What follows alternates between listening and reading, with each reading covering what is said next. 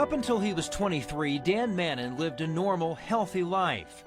17 years later, and Dan is still working to cope with his new normal. I'm extremely lucky to be alive. As I said, I had an appointment at like 90 miles an hour. Dan was driving on the 202, merging onto the 101 when he came around this curve. He was talking on the phone, not wearing a seatbelt, when he lost control and slammed into a concrete barricade. My body fell out of the car and hit the concrete. I was in a coma for like a month. As a result of Dan's head hitting the concrete, he nearly died. The traumatic brain injury Dan suffered is what led to his speech disorder known as dysarthria. I'm really telling people they need to pay more attention. It's not worth it.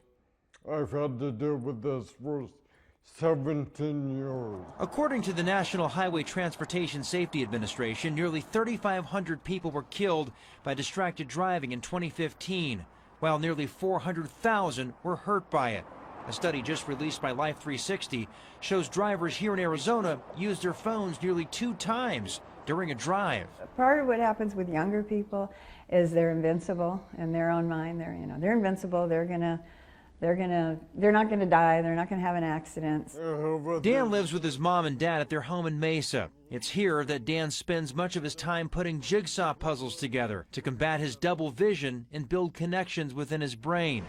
Dan has also landed himself a paid job at this Bash's on Power Road in McDowell. We all have, crosses to bear, difficult things that happen, but a traumatic accident is life-changing.